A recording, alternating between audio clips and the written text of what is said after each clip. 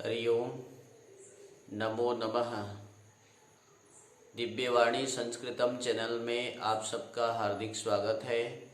मैं आचार्य दिव्येश्वर शास्त्री प्रतिदिन की भांति आज एक नए पाठ लेके आया हूँ जिसका नाम है पदांत अनुस्वार व्यंजन संधि।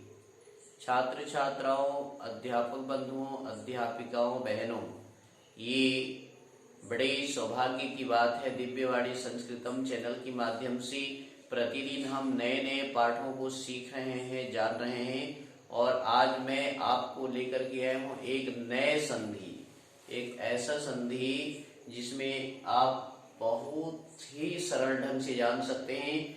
पदांत अनुस्वार संधि, पद के अंत में कैसे अनुस्वार होता है उस संधि के बारे में बताएंगे। इसके लिए महर्षि पाणिनि ने नश्छव्य प्रशान ऐसे सूत्र का निर्माण किया है जिसका विस्तार न करते हुए संक्षिप्त में आपको बताने का प्रयास कर रहा हूं। आइए जानते हैं क्या है ये संधि और क्या होता है, इसके नियम जानते हैं। सबसे पहले देखिए, पदांत समझ में आ रहा है। पद के अंत में न हो, पद के अंत में न वर्ण हो, न व्यंजन हो, न की परिचय हो। पद के अंत में न की परिचय हो तो न वर्ण की न और च को इश्च बन जाता है। इसमें और दो संधि जुड़ जाते हैं, इष्चुत्व व्यंजन संधि। इसमें त वर्ग को च वर्ग आदेश हो जाता है ना। तो यहाँ पर ध्यान दें, पद के अंत में न की परे यदि च हो तो न और च को च हो जाता है।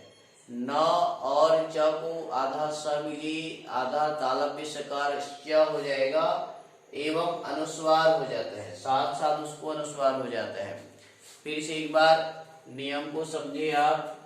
पद के अंत में न के परे यदि च हो तो न और च को इश्च हो जाएगा और अनुस्वार आदेश हो जाता है। उदाहरण में आपको समझ में आएगा, जैसे कि बताया जा रहा है कस्मिन। देखिए यहाँ पर पद के अंत में कस्मिन शब्द का अंत में न है और उसकी परे च है, तो ये न और च को च बन जाता है और न को अनुस्वार भी हो जाता है। तो बन जाता है कस्मिन धन चित बराबर कस्मिश्चित। ये कथा कहानियों में प्रयोग होता है कस्मिश्चित स्थाने, है ना। कांचित का प्रयोग भी होता है। उदाहरण पहले देखते हैं, आइए जानते हैं। कांधनचित बराबर कांचित। यहाँ पर कान की न और च से परिचय हो जाएगा और न को अनुस्वार आदेश हो जाता है। और इष्चुत्व संधि, दो तीन संधियां यहाँ पर घट रही हैं। आगे एक उदाहरण और लेकर के मैं चलता हूं। देखिए, धीमान धन च बराबर धीमाश्च, है ना। धीमान धन च बराबर धीमाश्च, देख रहे हैं, ये आपको समझ में आ रहा होगा, धीमाश्च। उसी प्रकार से तस्मिन धन तथा तस्मिश तथा, ऐसा उदाहरण बनेगा। तस्मिन धन तथा बराबर तस्मिश तथा, देख रहे हैं, तस्मिश तथा। एक उदाहरण है ना, चक्रीन धन त्रायस्व बराबर हो जाएगा चक्रीन त्रायस्व, है ना। न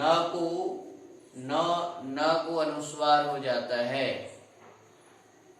तो आप पदांत अनुस्वार व्यंजन संधि के बारे में समझ रहे हैं। नियम बहुत सरल है और आपको बार बार समझ में आए, इसलिए मैं दोबारा फिर एक बार बता रहा हूँ। पद के अंत में न की परे यदि च हो तो न और च को च हो जाएगा, न और च को च हो जाएगा और न के स्थान पर अनुस्वार आदेश हो जाता है। ये बड़ा ही सरल और संक्षिप्त नियम है। प्रायः इस संधि का प्रयोग काव्यों में महाकाव्यों में, शास्त्रों में, पाठों में, कथा कहानियों में इस संधि का प्रयोग बहुत देखा जाता है। व्याकरण की बहुत सारे इसमें नियम लगे हुए हैं, तो आप जानेंगे ये पदार्थ अनुस्वार संधि है। उदाहरण रूप में जैसे कस्मिन धनचित, कस्मिन धनचित बराबर कस्मिश्चित, कान धनचित बराबर कांश्चित, धीमान धनच बराबर धीमाश्च, तस्मिन धन तथा बराबर तस्मिश तथा, है ना। चक्रीन धन त्रायस्व बराबर चक्रीन त्रायस्व। यहाँ पर कस्मिन में न और च है, न और च को उच्च हो जाता है और न को अनुस्वार आदेश हो जाता है। इस प्रकार से आप, है ना, पदांत अनुस्वार संधि के बारे में समझ सकते हैं। अध्यापक बंधुओं, अध्यापिकाओं, छात्र छात्राओं, दिव्यवाणी संस्कृतम चैनल के माध्यम से आपको आज पदांत अनुस्वार संधि बताने का प्रयास किया गया है। आप इसको बार बार सुने, बार बार श्रवण करें, बार बार देखें, बार बार पढ़ेंगे तो आपको पूरी तरह से यह पाठ कंठस्थ हो जाएगा। और कहीं पर भी संधि का प्रयोग आता है तो वो संधि आपको समझ में आ जाएगा। बड़ा ही सुंदर पाठ है पदांत अनुस्वार संधि। आगे हम आपको पढ़ाएंगे अपदांत अनुस्वार संधि।